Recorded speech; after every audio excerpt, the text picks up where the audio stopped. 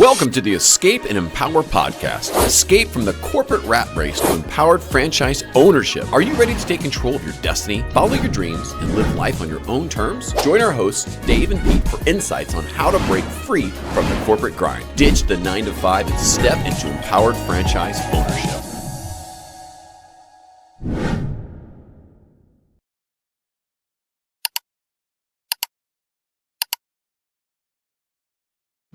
Welcome to the Escape and the Empower podcast. My name is Pete Gilfillan. I'm with my podcast co-host, Dave Greenberg. Good morning, Dave. Good morning, Pete. So great to be with you today. Oh, man, I am pumped up today. What is a great topic for us to just talk about? Well, we're always trying to answer a question, and I'm getting the question now. If people are saying, Pete, we're coming up on a new year. Why should we invest in a franchise in 2025? What are the reasons why we should consider investing in a franchise in 2025? So I thought we'd help answer that question today. Sound good? I think it's an incredible question because I think 2025 is going to be a barn burner for anyone involved. Yeah, absolutely. I mean, we take a look at the economy and we're seeing some stuff going on. And I think we are going to have a fabulous, outstanding 2025. I think there's a real opportunity. So talk about one thing.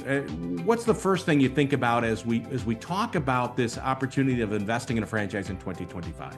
Well, the franchising industry has been nothing but resilient. It's demonstrated consistent growth. There are 800,000 establishments over there and being franchises generating approximately, 850 billion in annual economic output as of 2024.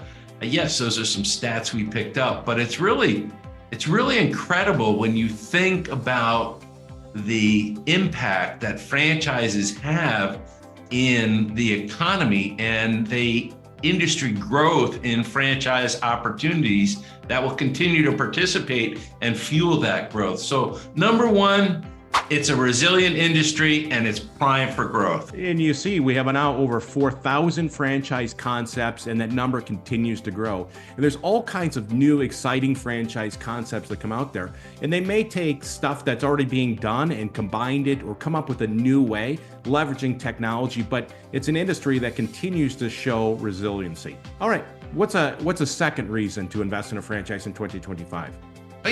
Job creation. Yeah, I think it's projected to add, the franchises will, create over 200,000 jobs in 2024.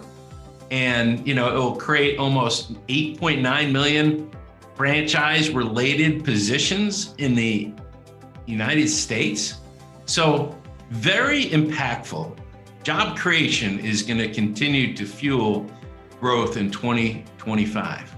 Yeah, you think about it. I mean, adding 221,000 jobs in 2024 and the economy the way it's going, and that number will probably be about the same, if not more, as we talk about 2025. And what blows me away is that they're employing nearly 9 million people, right? Franchises. That is hyper local. Those are creating great, jobs for people, helping them provide for their families. And so job creation is a big thing. That's significant. What would be another reason to invest in a franchise in 2025? I think what it creates, the economic output. And I think that's, a huge factor in creating jobs and putting money back into the economy. What do you think of that? Yeah, well, I think it really, to put it in layman's terms, it's the impact on our GDP. And basically, it's nearly $1 trillion of our GDP can be focused on or is contributed by franchise businesses. So franchise businesses is big, right? And everybody thinks of franchising as Subway, McDonald's, and Dunkin' Donuts, but franchising now is in every industry. And I use the example in my book, it touches every aspect of our life. And the example I use in my book is you get up on a Saturday and you go work out, and that's a franchise, right? And on your way home, you get a cup of coffee. Yeah, that's a franchise. And you pick up your dry cleaning. Yeah, that's a franchise. And you get your car washed. Yeah, that's a franchise. You pick up your kids, you take them to a martial arts class. Yeah, that's a franchise. On your way home, you pick up a sub sandwich. Yeah, that's a franchise. You get home, there's a van in your driveway, they're washing your windows or cleaning your windows. Bottom line, that's a franchise. Franchising touches every aspect of our economy, and it's huge in terms of the contribution. And I love that to talk about another impact. And there's a lot of discussion about the impact of inflation, but there is stable consumer spending in a lot of categories. And there are a lot of categories in franchising that are just essential services. And the impact on the essential services is minimal because they're required. Just a glass company. I was working with this really great offering I really enjoy. When glass breaks, if you can't duct tape everything forever. I've been known to do that. You have to replace it. You have to repair it. You have to restore it. And there are things that roofs need to be replaced. Plumbing, HVAC, those critical services, and even services surrounding pets. And so I think the element of essential services creates this bit of stable consumer spending that supports the key categories in franchising that will continue into 2025 and grow. And when we talk about essential services, I agree, right? There are services that no matter what happens, you need those services. But there is also consumer spending that's stable when we talk about health and wellness, right? People, no matter what happens with the economy, no matter what's going on, they're gonna spend money on making themselves feel better and look better, right? And they're going to do the workouts. I learned this listening to a private equity speech. They were giving a presentation. They talked a little bit about that. No matter what happens, I can't control the economy. I can't control a lot of stuff, but I can control how I feel about myself, how I look. And so they're going to continue to spend money on wellness and fitness and at least my wife, she's going to continue to spend money on getting her hair done and that stuff like that. I don't have that problem with getting my hair done, right? But the idea behind it is that people are going to continue to spend money and only looks even better as we go into 2025 with the way the economy is going. I 100% agree. And supporting all that, and we just talked about this in another episode, is the favorable financing conditions. Interest rates continue to be in people's minds. If you think about financing in the SBA world, it's a variable rate. So through the term of your loan, you'll go up and down. But where do we think interest rates are going over the next 12 to 24 months? Well, every indication is they're going down, right? The Fed has started reducing the rates. We'll continue to see that pattern, and that's just creating more funding options or making it, I guess, a little bit more affordable for people. Now, they're not going to drop really fast, but they're going to continue to be available. So there's good financing conditions out there. Whether you're going to do a home equity loan, you're going to do an SBA loan, you're going to do an asset-based loan. The idea behind it is the financial conditions, it's getting a lot better as we go into 2025. And many people don't forget about the ROBS program, where you can look at, funding your franchise opportunity with your retirement accounts without tax penalties if you do it right. And that's a real opportunity to kind of invest in yourself rather than let someone else invest the money and really drive a return that you can control firsthand. So I think there's a lot of things going on in the financing world that's going to continue to support small business growth in 2025. What about technology? Oh, I love technology. And when we talk about technology, franchises are really now leveraging technology and in many cases AI, right? And it might be something as simple as a blinds franchise concept, where they take AI and they literally record all their sales, the salespeople for the franchisees going out there and meeting with business owners and homeowners and helping them figure out their window requirements or window treatments. And bottom line is they use AI in a very smart way to drive recommendations for the customer to improve their sales process. So there's some really cool stuff happening with technology, and it's going to continue to boom as we go into 2025. It's interesting because, I came from some technology space for a little bit. We always talk about the tech stack and multi-tenant ERPs and how you can put things together to create efficiencies in businesses.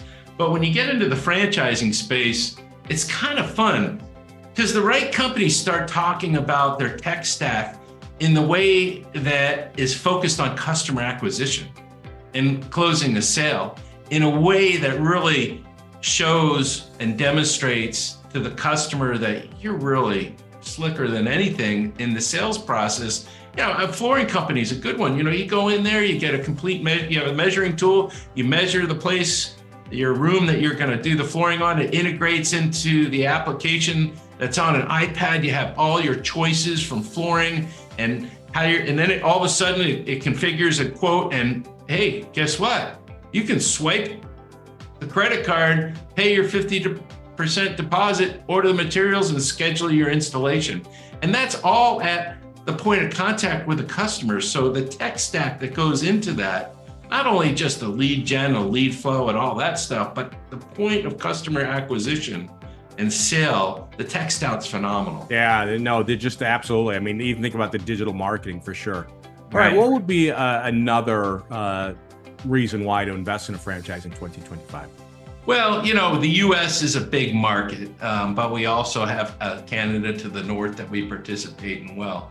I think there's international expansion opportunities, whether they're going to come to the U.S. because they've deployed overseas and they're looking to come into our market or vice versa. I think there's an element of that. Would you agree? Yeah, I think franchising now is a global proposition.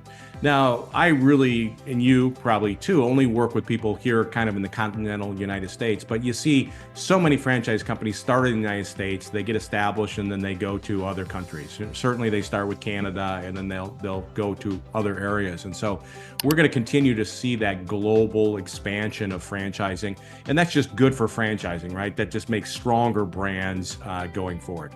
What will be another example or a reason why you'd invest in a franchise in 2025? Well, you talked a little bit about it when you were mentioning essential services. And, I love mom and pops. They're filled with great technicians, but sometimes don't have the time or the resources to build the customer experience the way it should be. I think these customer preferences for a real excellent customer experience is what's going to fuel a lot of franchising growth in essential services because, not everyone can afford a digital marketing strategy and a 1-800 call center to, handle the inbound, outbound calls and create the request for quote and schedule it onto the franchisee's CRM so their appointments are set up. Then their job is a speed to lead and conversion from request for quote into a sales order. And that simple service supported by consumer behaviors of, Googling, I need a new garage door, who shows up and how is it handled? The franchises that are really in the forefront of, making sure that customer experience is spot on rather than, I'll call you back on Tuesday or I'll give you a quote on Friday, you're done within 12 minutes or an hour. I think that's really going to drive some things in especially in essential services in 2025. Yeah, I agree 100%. And I think one of the other advantages to investing in a franchise in 2025 is there's just opportunity to scale, right? You can go out there, you can secure multiple territories or multiple locations, and you can go out there and build something that's significant. There's rapid expansion opportunities out there. And I know this is something you did with your franchises, right? You opened up multiple locations and you kind of leverage that. And I see that going forward. Absolutely. Very often we talk to our candidates, as a matter of fact, every time in our consultation about, how big is big? What does growth mean to you? Because you need to think about that as you go into the process. How do you want to scale? Do you want to think about a 200 household or population market, however the territories are defined? Or do you want to think about 600,000 and the opportunity from that? So I totally agree. The scalability of the franchise model, securing a territory for future growth, and then creating a plan and working is a huge benefit that we'll continue to see in 2025. Yeah, I think as you look at investing in a franchise, you got to figure out how much time and scale it's going to take to get to where you want to go. Right. And so if you invest in a franchise and you do not have a plan to be able to grow to the size that you need to be to get to where you want to go, it doesn't do you any good, right? So you got to kind of put a plan in place to grow. And there's some great advantages to investing in a franchise where you buy multiple territories or multiple locations, and you're given time, which is called a development schedule, to open up those locations, develop those territories. But the key thing is that you have the opportunity, and we're going to continue to see that opportunity to scale and grow businesses in 2025. What's another example or reason why you should consider investing in a franchise in 2025? Well, I think the government is going to really be focused on job growth and economic conditions that support small businesses, because I see continued focus on and an understanding of what it takes to be successful in a small business, and how do we support small businesses in the policies and the initiatives. I just feel in my bones that that's going to continue to grow in 2025, and will really be incentivized in a way that we can really feel confident that we're supported for as a small business owner. And I think it's not only from the federal level, but talk about the local levels, because I think that's a big thing, is that these local communities want these small businesses in their community, and they do all kinds of incentives to help people, be successful in their communities. And so it's not just federal, it can be state, it can be local, but the idea is that there is, I believe, a movement towards more business friendly, at least in most states. And that's a really good thing as we look at 2025. Absolutely, Pete. Yeah. So I think when we think about the question, hey, is it a good time to invest in a franchise in 2025? I think you'd agree with me that it is a good time, right? There's lots of different reasons why it looks really good to step out and to consider investing in a franchise. Now, the cool thing is that you and I help executives, couples, figure out, hey, listen, if I'm going to consider investing in a franchise, what am I looking for in a business? What do I want to accomplish with the business? And we take them through a free process to help them explore franchise business opportunities. And franchise business opportunities isn't for everybody, but if you're looking at kind of resetting your life to create career and income security, to take control of your destiny, to live life in your own terms, I'd encourage anybody to at least look at franchising for 2025 to see if it's a viable path, or a path to complement what you're doing in terms of diversifying your assets and your income. So Dave, you and I both do this, whether you go to empower yourself or hire yourself, empowered franchisee, or hire yourself. Bottom line is, we're both here to help you see if franchising might be right for you in 2025. So take 15 minutes, book time on our calendars, Pete or I, and see if it makes sense for you. We love having those 15-minute conversations. We do them all day long, and we figure out whether or not makes sense to work together. And then once it makes sense to work together, man, you're gonna be filled with energy. Opportunities are gonna start flowing your way. So Pete, thanks for talking about this really cool subject. I know we're all planning for a great year in 2025, and we'd love any of our candidates to be part of that. Awesome. All right. Thanks, Dave. Appreciate it. Have a great day. Thanks, Pete. Okay, you too. Thanks for tuning in to the Escape and Empower podcast. We hope today's discussion has inspired you to consider franchise ownership as a path to living life on your own terms. Start your journey towards financial freedom and flexibility. Connect with Dave at empoweredfranchisee.com or Pete at hireyourself.com. Until next time.